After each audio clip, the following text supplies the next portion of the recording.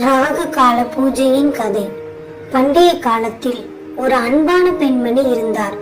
அவரின் வாழ்க்கை சாந்தியும் செழிப்புமாக இருந்தது. ஆனால் ஒரு நாள் திடீரென அவளுடைய குடும்பத்தில் சிக்கல்கள் வந்தன. அவளது கணவருக்கு வேலை பிரச்சனை, குழந்தைகள் சோர்வாக இருப்பது, வீட்டில் நோய்கள் வந்துவிட்டது. அவள் யாரிடமும் குறை கூறவில்லை. பகவதியை முழு நம்பிக்கையுடன் நினைத்து வந்தாள். ஒரு நாள் ஒரு சாமியார் அவளிடம் கூறினார், ராகு காலத்தில் பக்தியுடன் பூஜை செய்தால் தடைகள் விலகும். அந்த வாரம் முதல் அவள் ஒவ்வொரு ராகு காலத்திலும் தினமும் 90 நிமிடம் விளக்கு ஏற்றி நவகிரக தெய்வங்களை போற்றி பூஜை செய்ய தொடங்கினார்.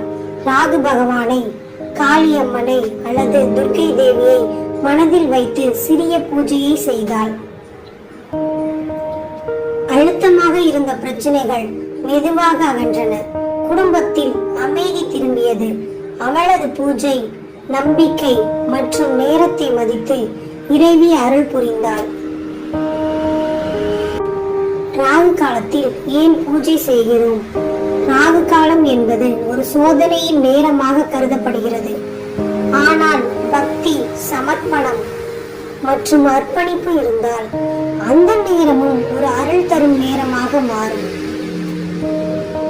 இதனால்தான் மக்கள் ராகு காலத்தில் காளி, துர்க்கை, நரசிம்மர் போன்ற கடும் சக்திகளுக்கு அர்ச்சனை செய்கிறார்கள்.